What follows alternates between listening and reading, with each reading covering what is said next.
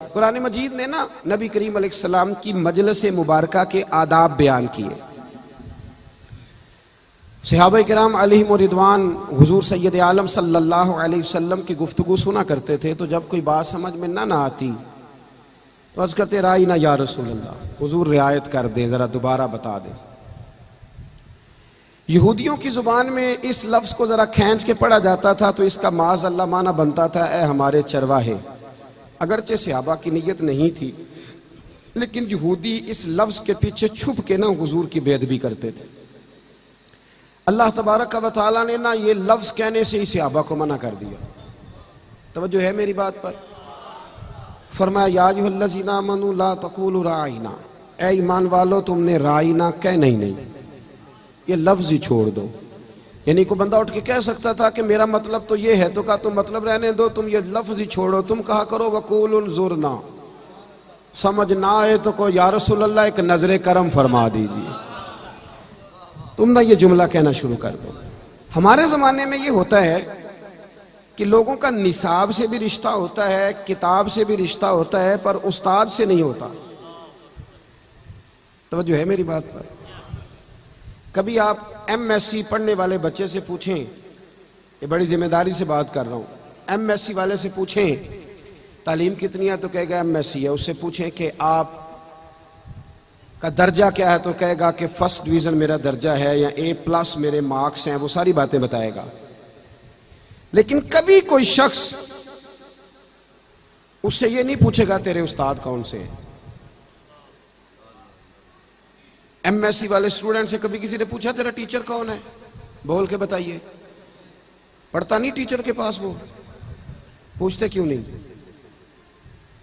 Engineer आपके सामने engineering की डिग्री लेके आया है, उसने डिग्री रखी है और अब तो 6-6 लाख रुपया नक्शा बनाने का लेता है इंजीनियर, सिर्फ नक्शे का। और बिल्डिंग ज्यादा मजबूत हो तो मैंने सुना है करोड़ रुपया सिर्फ नक्शा बनाने वाला लेता है, डिजाइन करके देने का। इतना महंगा भाई तेरा रेट है, डिग्री भी तेरी ठीक है, तजर्बा भी तेरा अच्छा है, कभी किसी ने पूछा तेरा उस्ताद कौन है?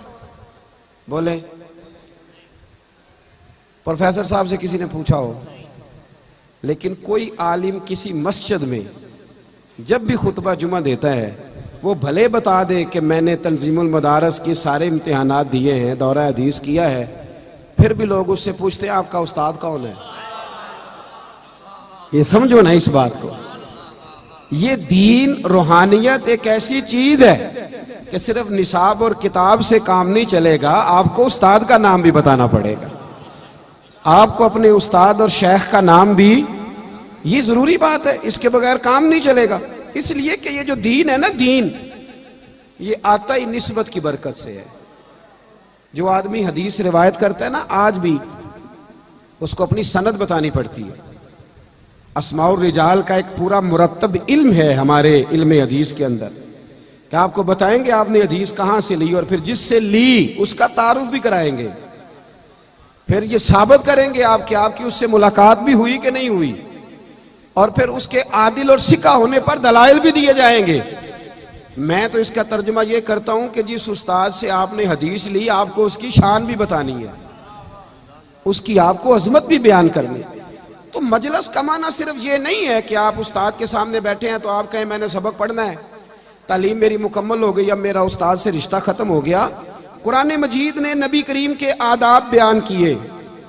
फरमाया ये नहीं होगा कि तुम मेरे महबूब से कुरान और सुन्नत सीखो और चले जाओ, तुमने रसूल करीम की जात से रिश्ता बना के रखना है। और चूंकि दीन मुस्तफ़ा से लेना है, दीन नबी करीम से लेना है, लिहाजा उस मजलिस में जब बैठना है तो उसके आदाब का भी ख्याल करना है, तुमने लफ्जों के चुनाव का भी ख्याल करना है, हुरूफ की तरतीब का भी ख्याल करना है। तुम्हारा अपने उस्ताद से, शेख से रिश्ता जुड़ा हुआ होना चाहिए। इसलिए कहीं भी नबी करीम ने सहाबा से नहीं कहा था कि मुझे कहा करो फिदा का अबी व उम्मी या रसूल अल्लाह, कहा था कहीं हुजूर ने? बोलिए तो सहाबा ने यह जुमला कहां से लिया, ये फिक्रा उन्होंने कहां से लिया? अल्लाह ताला आपको जज़ाए खैर दे दी, मेरा इनाम काफी हो गया यहां पहुंचने का। अब बुजुर्ग बेशक चीजें अपने पास रखें और मेरी बात सुने। अजीज दोस्तों, कहां से लिया सहाबा ने ये लफ्ज, कहां से लिया? वो ना हुजूर की महफिल के आदाब जान गए थे। यानी जब आप किसी को ये कहते हैं ना कि मेरा बाप भी कुर्बान हो और मेरी माँ भी कुर्बान हो, मेरा दिल भी कुर्बान हो और मेरी रूह भी आप पे, तो जब इतनी चीजें आप कुर्बान करते हैं तो फिर बताइए जब आप उससे कोई फैज लेते हैं तो उस फैज का कमाल क्या होता है, फिर उनके जुमलों का असर क्या होता है। जब आपका जात से रिश्ता मजबूत होता है तो फिर बात पर अमल करना भी आसान होता है। इसलिए शेख से, उस्ताद से हमारे बुजुर्गों के रिश्ते कभी टूटा नहीं करते थे। हमने देखा है कि बुजुर्ग बूढ़े हो जाते लेकिन ईद आती ना, मुझे बताइए उस्ताद साहब सारा साल अपने घर से रोटी नहीं खाते कि शागिर्द दे के आते हैं? इतने मैंने लगता है कोई है मसला है जिदा आप सारा साल भेजते हैं इसलिए हाँ ना नहीं करते। उस्ताद साहब अपने खर्चे पे गुजारा करते हैं कि हर महीने शागिर्द खर्चा देते हैं? बोल तो दे यार। नहीं, ये तो मुझे बुलवाना ही पड़ेगा इसलिए कि शक पड़ गया मसले में। उस्ताद अपना ही खर्चा करते हैं। लेकिन हमारे बुजुर्गों का तरीका था, वो क्या था कि साल के बाद ईद आती ना, बिल्कुल रिवायती सा सादा सा अंदाज, तो एक तोड़ा चावलों का पकड़ते, 2-1 किलो चीनी लेते, 200-400 रुपया लेते, एक जोड़ा लेते और हर साल ईद पे उस्ताद के घर जाते। कहते ये नजराना है, क्या ख्याल है आपका? वो सारा साल उस्ताद ने वही चावल खाने हैं और 2 किलो चीनी पे गुजारा होना है, एक जोड़े पे सारा साल गुजरेगा। अल्लाह बड़ा नवाजता है दीनदारों को। पर ये जो रिश्ता था ना, ये उस्ताद और शागिर्द का ताल्लुक बयान करता था। ये ताल्लुक बनाते थे, ये चीजें करीब करती। फिर साल के बाद अगर वहां उर्स है, मज़ार पे जाना है, आप नाराज ना होना, मेरा शिकवा है दीन सीखने वाले लोगों से कि आम दुनियादार आदमी मुरीद होता है तो वो दिलचस्पी ज्यादा करता है। मेरा शिकवा है, आम दुनियादार आदमी किसी आलिम का शागिर्द हो जाए या मुरीद हो जाए तो उसकी अकीदतमंदी का मियार और होता है, लेकिन दीनदार कहलाने वाले, सनदे लेने वाले और बहुत सारे रिश्ते अपने बताने वाले, अपने हल्का अहबाब में बैठने वाले, उनका मिजाज और मियार वो नहीं होता। ये होना चाहिए। कुरान करीम ने हमें ये नहीं हुक्म दिया कि बस ठीक है हुजूर से दीन सीखो और चले जाओ। फरमाया उस रिश्ते को मजबूती के साथ थाम के रखो, उस मजलिस के आदाब का ख्याल करो, महबूब करीम की रिजा को पेश नजर रखो। और जब हुजूर ने कह दिया कि ये आलिम मेरा जानशीन है तो फिर इसका भी ख्याल करो। हमें ना कई दफा हमारे कान में कोई आके कह देता है कि उस्ताद जी को तो तरीका ही नहीं आया काम करने का, तो तेरी तो शोहरत ज्यादा है, ये तो लोग ज्यादा जानते हैं। तो वो ऐसी पक्की बात हमारे दिल में बैठ जाती है कि फिर उसी पे पहरा देते हैं सारी जिंदगी। फिर जनाब उसी पे ना हम सारी जिंदगी पीछे पीछे हट के। एक साहब से मैंने एक दफा कहा तू जाता क्यों नहीं पीर खाने? कहता वो हजरत साहब के बच्चे जो है ना वो आपस में लड़ाई बड़ी करते हैं। तो मैंने कहा वो आपकी बीवी के भाई भी बड़ा लड़ते हैं तो ससुराल जाना छोड़ दिया है?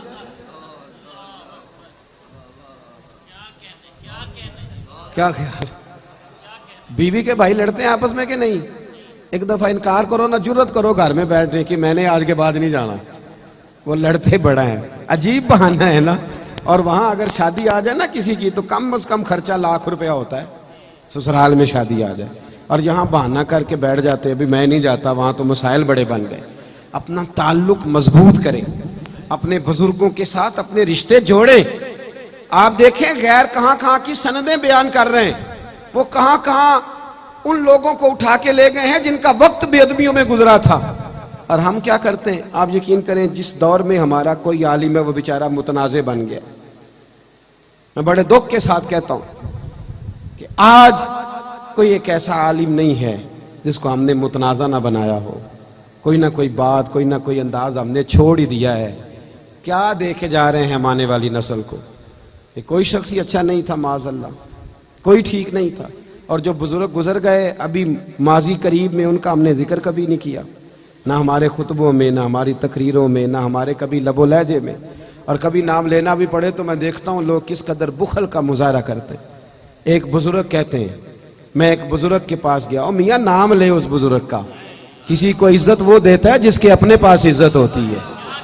तू जिक्र कर, तू तज़किरा कर, तू नाम ले, और किसी का नाम लेने से तेरा कद छोटा नहीं होगा, बल्कि अल्लाह तुझे और इज्जतें अता फरमाएगा। हज़रत दाता अली अजमेरी रहमतुल्लाह अलैह ने लिखा है कि जनाब सर्री सख्ती रहमतुल्लाह अलैह ना बड़ी तरबियत की थी हजरत जुनैद बगदादी की, बड़ा प्यार से उन्हें सजाया सवारा, भांजे भी थे, मुरीद भी थे। और जब मुकम्मल हो गई ना तालीम तो हजरत सर्री सख्ती रहमतुल्लाह अलैह की ख्वाहिश ये थी कि जुनैद बगदादी वाज किया करें, तकरीर किया करें। अब तो बहुत सारे पीर तकरीर भी नहीं ना करते, तकरीर मौलवी साहब करते हैं, तो पीर साहब क्या करते हैं जी? जी खामोश दुआ है जी, दुआ और वो भी खामोश। कहते जी हमारे हजरत साहब गुफ्तगू नहीं करते, तो मैंने कहा उसे कहो चार चीजें सीखे और फिर बयान करे, इसलिए कि खिताब करना मौलवी का तरीका नहीं, मदीने वाले महबूब का तरीका है। ये नबी रहमत अलैहिस्सलाम का अंदाज है। हुजूर वाज फरमाते थे, गुफ्तगू करते थे। हजरत सर्री सख्ती रहमतुल्लाह अलैह ने जनाब जुनैद बगदादी से कहा कि तकरीर किया करो बेटे, ताकि आपकी तकरीर से ना कुछ फायदा हो। तो बड़े बहाने होते हैं ना मुरीदों और शागिर्दों के पास, बात मानना और फिर उसकी तावील करना तो ख़त्म होता है हमारे ऊपर। तो हज़रत जुनैद बगदादी कहते हैं मैंने भी तावील कर दी। मैंने कहा हुज़ूर अभी तो मैं खुद नेक नहीं, अभी तो मैं ज़ेरे तरबियत हूँ, तो मैं अभी बाज करना शुरू कर दूँ? अल्लाह के बंदे ज़िद नहीं करते, और आप बार बार कोई बात करें तो आपकी बात का वज़न कम हो जाता है। इसलिए बड़े लोगों को चाहिए कि एक बात को बार बार ना करें, और कह दिया तो ठीक है। हजरत खामोश हो गए, फरमाया चलो ठीक है। कई पीर भाइयों ने, कई मुरीदों ने दोबारा हजरत सर्री सख्ती रहमतुल्लाह अलैह की खिदमत में अर्ज़ किया कि हुजूर जुनैद बगदादी से कहें तकरीर करें, क्यों नहीं ये खिताब करते?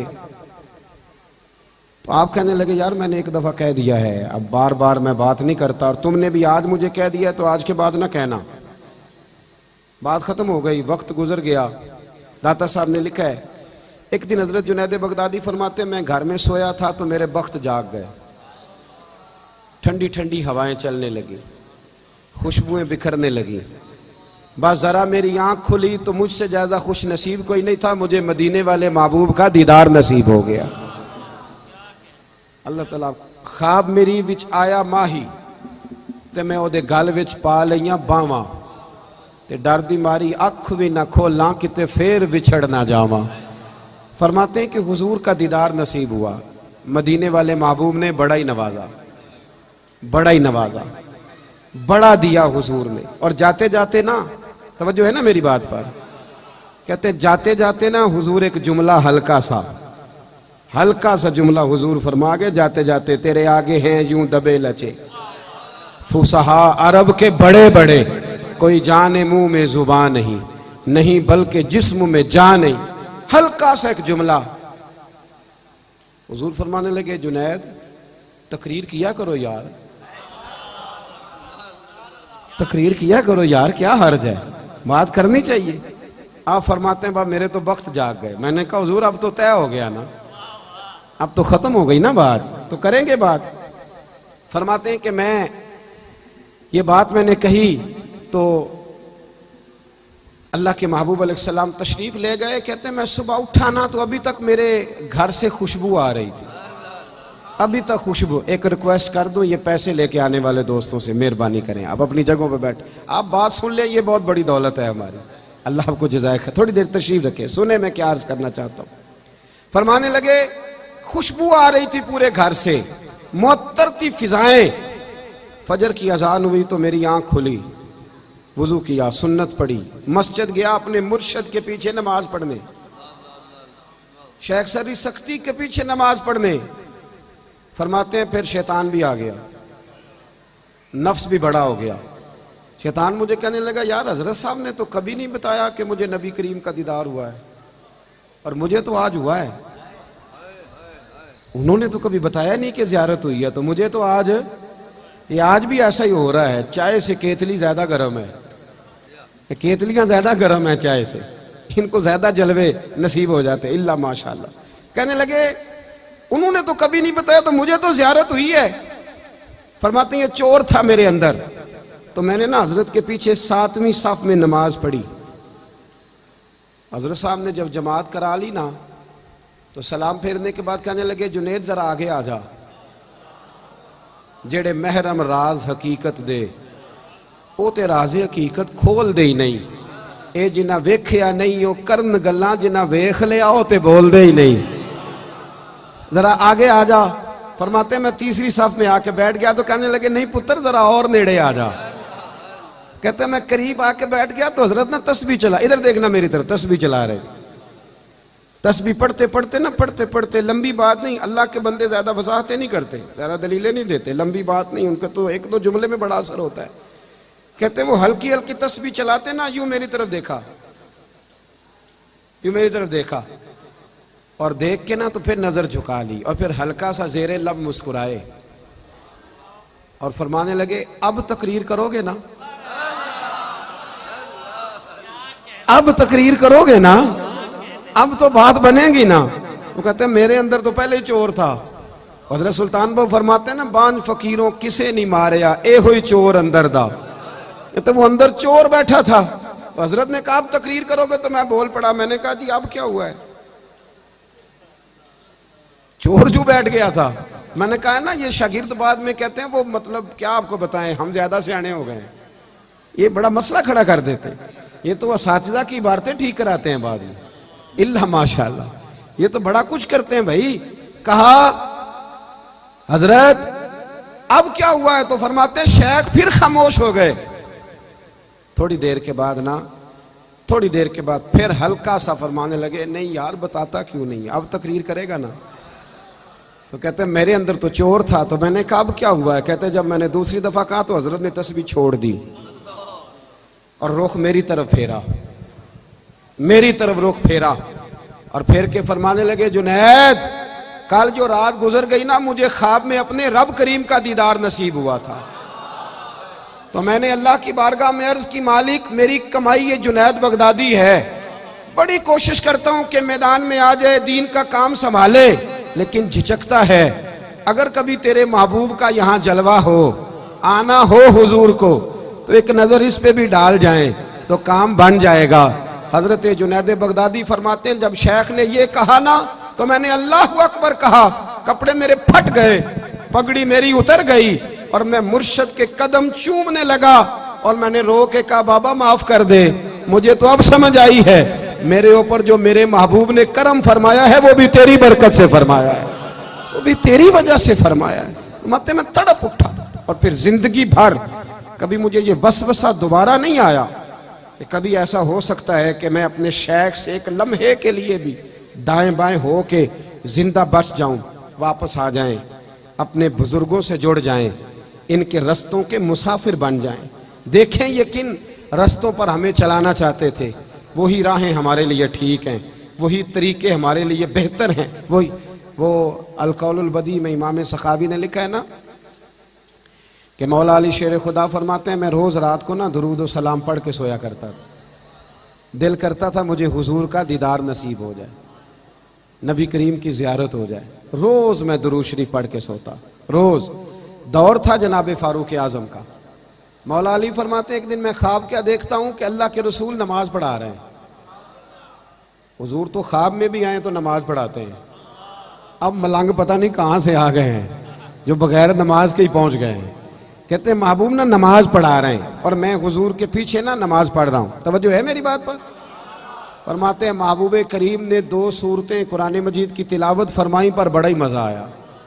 फरमाते हैं हुजूर ने नमाज तकमील पर ना गुलामों की तरफ रुख अनवर किया तो एक सहाबी ना खजूरों का टोकरा लेके हाजिर हुए। कहते हैं महबूब करीम ना खजूरें बांटने लगे। हुजूर ख्वाब में भी आए तो तकसीम ही फरमाते हैं, ऐसे कासिम है कि ख्वाब में भी बांट रहे हैं। कहते हैं हुजूर बांट रहे हैं, सबको खजूरें मिली। 15-16 सहाबा के बाद 17वां नंबर मेरा भी लगा। कहते हैं खजूर मिली, कुछ खजूर का मजा, कुछ दस्ते मुस्तफ़ा का मजा। और फिर बड़े अरसे के बाद ज़ियारत हुई थी, फरमाते हैं मौज लग गई। मेरा दिल करता था ये रात खत्म ही ना हो, दिल करता था रात ना इनकार करी, अज साकी अज मौसम बड़ा सुहाना, ये तेरे कोल शराब पुरानी ते साडा दर्द भी बड़ा पुराना, ते सजना हस हस टाल ना सानू असी पीते हो बाज नहीं जाना। फरमाया आज ना रंग थोड़ा निराला ही हो गया और बस दिल कर रहा था कि ये मंजर खत्म ना हो, कहते हैं हुजूर ने ना खजूर दी, बड़ा मजा, दिल मेरा बड़ा करता था कि एक और मांगू, एक, पर अदब माने था, सबको एक एक मिल रही थी, मैंने भी सवाल न किया। फरमाते हैं खजूर खा ही रहा था कि मस्जिद नबी से अजान की आवाज आ गई, आंख खुल गई, मेरे अंदर से दुआ निकल रही थी, काश ये 5 मिनट लेट अजान देता, लंबा हो जाता काम। चलो खैर, उठा, वुजू किया। मौला अली फरमाते हैं मैंने नमाज भी, सुन्नत भी पढ़ ली, वुजू भी कर लिया, पर खजूर का जायका अभी भी मेरे मुंह में मौजूद था। फरमाते जाके मस्जिद के कोने में पहली सफ में बैठ गया। उमर फारूक आए, उनका दौर था, उन्होंने नमाज शुरू की। फरमाते जब उमर ने नमाज शुरू की ना, तो झटका मुझे तब लगा जब हजरत फारूक आजम ने भी वही सूरतें शुरू कर दी जो ख्वाब में नबी करीम ने पढ़ी थी। मैंने कहा इत्तेफाक है। मौला कायनात फरमाते मैंने समझा इत्तेफाक की वही सूरत पहली रकत में पढ़ी जो हुजूर ने पहली रकत में पढ़ी थी। कहते रकत मुकम्मल हुई, दूसरी रकत शुरू हुई तो उमर ने वही सूरत पढ़ी जो हुजूर ने दूसरी रकत में पढ़ी थी। कहते हैं झटके पे झटका मुझे लगने लगा कि ये क्या हो रहा है। फरमाते हैं नमाज मुकम्मल हुई, सैयदना फारूक आजम ने रुखे अनवर फेरा तो खजूरों का टोकरा भी आ गया। मैं और परेशान के मंजर क्या बन रहा है। कहते हैं उमर बांटने लगे 16 सहाबा के बाद 17वां नंबर मेरा भी आया। उमर ने खजूर दी, मजा बड़ा आया। फरमाते हैं रात तो मांग नहीं सका था ना, हुजूर का आदम माने था, पर उमर तो अपना यार था ना, उमर से तो याराना चलता था ना, उमर से तो प्यार था ना। कहते मैंने खजूर खा के फौरन कहा उमर जरा एक और देना, जरा एक और खजूर देना। तो कहते सैयदना फारूक आजम ने उठाई, फिर उसको साफ किया, मैं समझा मिलने लगी है। और जनाब उमर ना वो खजूर, मैं मेरी नजर खजूर पे है, और जनाब उमर ना वो खजूर बढ़ाते बढ़ाते दूसरे सहाबी की तरफ ले गए और मुस्कुरा के फरमाने लगे अली ऐसे तो ना कर, अगर रात को नबी पाक से दूसरी लेता तो मैं भी तुझे दूसरी दे देता, अगर हुजूर से दूसरी लेता तो मैं भी दे देता, वहां तूने एक ली है तो यहाँ एक पे ही रहे। तो मौला अली फरमाते हैं मैं भी रोने लगा, उमर भी रोने लगे। तो मैंने कहा उमर तू भी? तो हज़रत उमर कहने लगे वो रात आए थे तो सबको नवाज के गए, वो उन्होंने जलवा दिखाया है तो फिर उन्होंने ना चमक दमक के साथ दिखाया है। भाइयों अपने मशाइख के साथ रिश्ते मजबूत रहेंगे तो फैज का सिलसिला जारी रहेगा, लेकिन कमजोरियां आएंगी जब रिश्ते कटेंगे। वो जिस उस्ताद के साइन होते हैं ना हमारी सनद पर, कभी उससे पूछ भी लिया करें उसकी तबीयत कैसी है। हाँ, वो जो बिल्कुल शुरू में आपको मेज़ानुस्सरफ पढ़ाते हैं ना, नहव मीर पढ़ाते हैं, तो जब आपके नाम के साथ मुफ्ती का जुमला लगने लगे तो कभी उनसे भी जाके पूछा करें कि आप किस हाल में। और जब आप 6 महीने में 3 सफ़र कर रहे होते हैं ना, बैरून ममालिक के, उम्रे के, बाकी सारे, तो कभी देख लिया करें कि उस्ताद साहब ने भी उम्रा कर लिया है, उनका भी दिल करता है कि वो भी जाएं, कभी इनसे भी पूछा करें। बड़े काबिल रहम हो जाते हैं बाज़-औक़ात ये लोग, और बिलखुसूस हमारे हिफ्ज़ के असातिज़ा, हमारे नाज़रे के असातिज़ा, वो लोग बेचारे जिनका किसी इश्तिहार पे नाम नहीं आता, जिनका किसी पोस्टर पे नाम नहीं छपता, इनको कोई नहीं पूछता, किसी जलसे में सदारत। जिस हाफिज साहब को, कारी साहब को 40 साल हो गए एक इदारे में पढ़ाते हुए हिफ्ज़ की क्लास, उनका भी हक बनता है कि नहीं कि कोई उनकी सदारत में भी जलसा हो जाए। वो भी इसी बस्ती के मुसाफिर हैं, किसी इश्तिहार पे कोई कोना ऐसा है जहां उनका भी नाम लिख दिया जाए, उनसे भी प्यार कर लिया जाए। अपने बुजुर्गों के साथ वबस्तगी पैदा करें, रिश्ता पैदा करें, और सहाबा ने ये रिश्ते हमें बना के दिखाए। हजरत अबू अदरीस खौलानी रदी अल्लाह तआला अन्हु फरमाते हैं कि हजरत माज इब्ने जबल रदी अल्लाह तआला अन्हु हुजूर के सहाबी थे, दमिश्क की जामे मस्जिद में हदीस का दर्स देने के लिए बैठते थे। आप फरमाते हैं मैं उनसे हदीसें लेता था, तो एक दिन मैंने उनसे जाके कह दिया, मैंने कहा चमकते दमकते दांतों वाले हुजूर के सहाबी, मेरा दिल करता है मैं आपको बता दूं कि मुझे आपसे बड़ी मोहब्बत हो गई है, मुझे अपने शेख और उस्ताद से बड़ी। कहते जब मैंने हजरत माज इब्ने जबल को ये जुमले दोहराए तो वो फरमाने लगे अगर आपका ये हाल है तो फिर सुने, मैंने हुजूर से सुना है जो 2 बंदे अल्लाह की रिजा के लिए आपस में मोहब्बत करते हैं, अल्लाह उन दोनों से मोहब्बत फरमाता है, अल्लाह फिर उन दोनों से प्यार करता है। मैं उस तकलीफ का शिकार हूँ, आप मेरे पैर देख रहे हैं, इसी तरह मेरी कमर पे भी थोड़ा मसला है, मैं ज़्यादा बैठ नहीं सकता था, ज़्यादा आ नहीं सकता था। साहबजादा कौकब साहब ने मुझे 2-3 फ़ोन कर दिए मुसलसल, तो मैंने ये महसूस किया कि यार अब मतलब किसी बात को कमज़ोर करके बयान करना कि मैं मेरे पास वक्त नहीं है, मैं आ नहीं सकता, मैं कह सकता हूँ, सबको कह सकता हूँ, इनको नहीं कह सकता। इस ख़ानदान को कहना मेरे लिए ज़रा मुश्किल है। इन्होंने कहा आपको आना है, मैंने कहा चलें ठीक हो गया, हमें आना है, इसमें क्या है। जिस साहब को हमने इनकार किया ना, वो पोस्टर देख के ना सोशल मीडिया पर, तो मुझे कहने लगे कि आपने माजरत की थी तो अब आप इतनी दूर जा रहे हैं। तो मैंने कहा तुम्हें वजाहत देने की ज़रूरत नहीं, मुझे जा रहा हूँ तो बस जा रहा हूँ। कुछ जगह ऐसी होती हैं जहाँ चले जाना चाहिए, उसमें कोई फ़र्क नहीं होता। फ़कत हाज़री के लिए आया था, ये बात मेरे ज़िम्मे थी तो मैंने आपकी खिदमत में अर्ज़ कर दी। एक बात आपसे और अर्ज़ करनी है, तवज्जो है मेरी बात पर? पीछे तक सारे हज़रात, तवज्जो है मेरी बात पर? जी, एक बात, मेरा छोटा सा पैगाम है। इतने बड़े बुजुर्गों में मुनासिब नहीं लगता कि मैं बैठ के कोई मैसेज कन्वे करूं। मेरे पैगाम है आपसे एक छोटा सा। हजरत साहब रहमतुल्लाह ताला अलैह, हर जगह ऐलान होता है कि 3000 किताबें 4000 किताबें हजरत ने लिखी हैं। मैं और आप सिर्फ आज एक पैगाम ज़हन में रख के जाएं कि हमारे पास उन किताबों में से कितनी मौजूद हैं जो छप गई हैं, वो हैं हमारे पास। ना आप किसी को कह रहे खरीदने के लिए, ना मैं ये कह रहा हूँ कि ताउन में शरीक हो, सिर्फ इतना पूछ रहा हूँ कि जो छपी हैं वो हमारे पास हैं, सारी ले लेंगे इंशाल्लाह जी। जो छप गई हैं वो हासिल कर लेंगे आप इंशाल्लाह ताला। ये ज़रूर कोशिश, कम से कम जो हैं वो तो आप। और एक गुजारिश उससे और आगे है, जब आप टेबल पे बैठते हैं ना फ़ोटो खिंचाने के लिए, आपको पता है ना, आप तो जुमे की मुबारक भी ताज़ी फ़ोटो के साथ होती है। ताज़ी फ़ोटो देंगे और फिर जुमा मुबारक कहेंगे। तो वो जब आप ताज़ी फ़ोटो खिंचाएं ना, तो वहाँ हज़रत की जो शरह बुखारी है ना, वो भी रख लें, टेबल पे रख लेंगे। तफसीर रूहुल बयान भी रख लेंगे सामने। जो आपसे मिलने आए उसके सामने 2, 4, 5 किताबें हज़रत की मौजूद हों। ये भी आपका एक खामोश पैगाम होगा कि हज़रत ने बड़ा काम किया है। जहाँ बैठते हैं वहाँ जो आपके पीछे लाइब्रेरी है ना, उसमें हज़रत की तफसीर रूहुल बयान लगाएं। ये मेहरबानी फरमाए। मतलब वो जो 3000 4000 किताब है, वो अगर कल को कोई मुझसे और आपसे सवाल पूछे कि कहाँ है, तो उसका जवाब क्या है? आप 50-60 तो निकाल के सामने रखो अकीदतमंद हज़रात। इतनी तो कोशिश करो, इतनी तो मेहरबानी फरमाओ कि वो किताबें, मैं तो ये कह ही नहीं रहा कि आप आगे तरगीब दें, मैं तो इतना सिर्फ कह रहा हूँ कि मेहरबानी फरमाएं कि आप वो किताबें ख़रीद लें, आपके पास पड़ी हों, आप उनका मुताला फरमाएं। फिर जहाँ आपको महसूस हो कि यहाँ प्रूफ रीडिंग में कुछ रह गया है, उसकी निशानदेही करें। और आखिरी बात आपसे ये है कि किसी जगह हज़रत का कोई एक जुमला आपके पास महफूज है, कोई एक बात महफूज है, तो वह यहाँ साहबजादगान तक पहुँचाएँ। मतलब वो बहुत मुशक्क़त के साथ करने वाला काम नहीं है। वो आप यहाँ पहुँचा दे, हर महीने रिसाला छपता है, उसमें आपके नाम से आ जाएगा। आप मुस्तकबिल में अगर आप देखेंगे ना, तो PhD बहुत ज़्यादा हो रही है, MPhil बहुत ज़्यादा हो रही है। आप किसी जगह मवाद डाल दें, आप छोड़ दें, अल्हम्दुलिल्लाह थोड़ा सा मेरा लिखने पढ़ने से रिश्ता रहता है। जो तहकीक करने वाले लोग हैं ना, वो तो गर्दो गुबार में अटी हुई चीज़ें निकाल के झाड़ के, मरहूम खुर्शीद गिलानी हुआ करते थे, तो किसी ने उनसे पूछा कि आपकी तहकीक बड़ी है तो कहाँ से पढ़ा?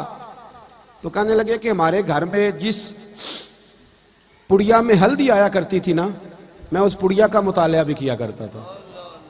और कहते हैं दुकान से जलेबियाँ खरीदता था, तो जिस अखबार में जलेबियों वाला जलेबियाँ रख के देता था ना, जलेबियाँ खा के फिर मैं वो अखबार भी पढ़ता था कि इसमें लिखा क्या है।